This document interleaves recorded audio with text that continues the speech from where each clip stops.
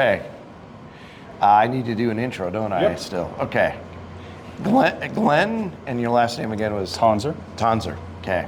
It's probably Dr. Glenn Yeah, Tonsor. it is, but don't worry Okay. about it. All right. Coming up in 3, 2, 1. Welcome to the Weekly Market Roundup on the Rural Radio Network. I'm Steve White in Kansas City at the National Association of Farm Broadcasting this week. We've got a special guest joining us, Dr. Glynn Tonsor from the K-State, Kansas State.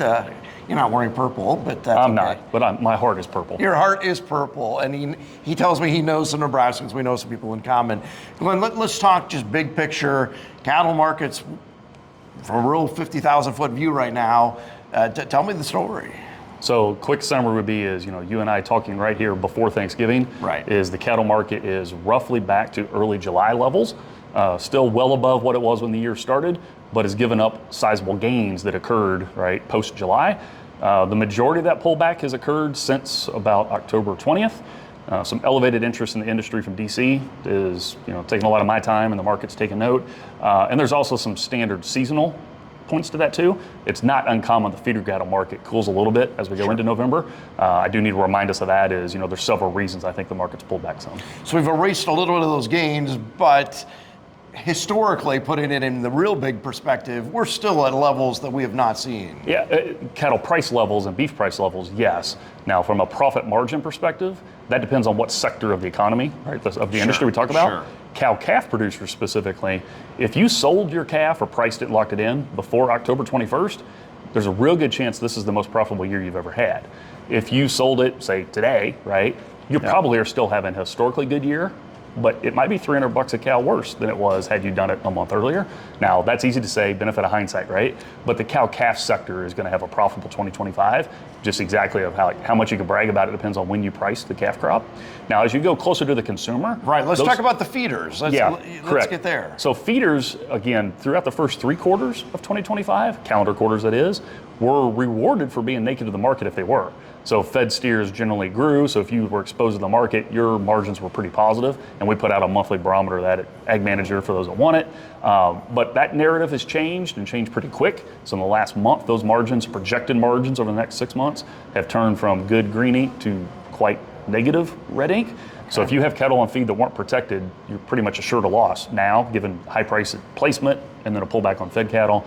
And then last in this would be the packer processor. So you buy the cattle and you harvest it into edible beef. That sector has and will continue to struggle with not enough cattle relative to physical capacity in the industry. That's hurt margins. There's been a little bit of improvement in that sector the last few weeks, which is a little bit ironic given the narrative and the DC and tweets and so forth. Right. But there's still notable pressure on that sector from the fact that we haven't changed the animals in the industry, right? So we have too much ability to process, too much physical capacity relative to the calf crop. That statement hasn't changed, and that's going to continue to weigh on that sector's margins for at least 2 more years. Yeah, sometimes the narrative on the packer side is, oh, these guys are rolling in the dough, great times, look at consumer beef prices. But that's what the consumer pays is not necessarily the packer. Their margins are still pretty thin, right? Well, there's a lot to that. Yes, there's a difference between retail price and wholesale price. But even if we talk about wholesale beef price, you got to go further and say, what's the profit in this, right? Right. So what did you pay for the steer coming in? What's the labor cost to run the facility? And what's the cost to run the facility when it's half empty because we have too much space? All those things become relevant. Same thing for cow-calf, by the way, is we have a record, right, level calf price, like we alluded to earlier. Yeah. But I have to point out, we have some operations that may not make money this year because their costs are very high and they're not a real cost-efficient producer. Sure. There's a wide range in production systems. There's others that are making probably well over $1,000 per cow who are on the other end of this. They sold early and they're very cost-efficient. So you have to go further and compare your revenues and your cost to draw any profit conclusions, regardless of the industry segment we're talking about. I bet efficiency is probably rewarded at a time like this. Any good market rewards efficiencies at all times. Sure. And I will infuse here is one of the things that's going on, say 2024, just remind us that's the last complete calendar year, the average U.S. resident consumed more beef per person, and we saw the price go up. That only happens in a good demand environment. Yeah. I'm giving you that here just to give my little demand is good kind of plug for a moment, Right. because we haven't talked much about that. We'll talk about that in a moment. But the second part of that is we found a way to produce more beef with fewer animals in 2024, yeah. which is efficiency. And that's a story I think doesn't always get told, that carcass weights have gone up, and that product is grading higher than it's ever graded. Both of those are true and should be celebrated, but to give credit even earlier in the system, the seed stock decisions, what we breed, the breeding success, the weaning success, the lower mortalities throughout the whole thing, those are all part of this combined story that at the end of the day, there's more edible beef per cow. And to make this multi-species, the same thing holds on pork for a moment. We produce more pork per sow in the system and so forth. Those are efficiencies that continue to grow, and consumers, make no mistake, benefit from that. We'll get to the demand question in just a moment, but when we talk about that animal grading better, then that also factors probably into this discussion we've had about importing beef, because the American consumer, they want the ground beef product. Is that a lot of times where that import product ends up being used then? Well, beef is a broad term, right? And it catches lots of stuff, and I usually start with, ribeye and hamburger are both beef. Right. Prime, graded, and select are both beef, right? 78% lean ground beef and 93% lean are all. So we got to pause a little bit and say which product. Delineate that a little bit. Right, but to your point on trade, we historically, and this is not new, have imported a lot of highly lean beef to blend with our 50% trimmings from our feedlot system to produce ground beef.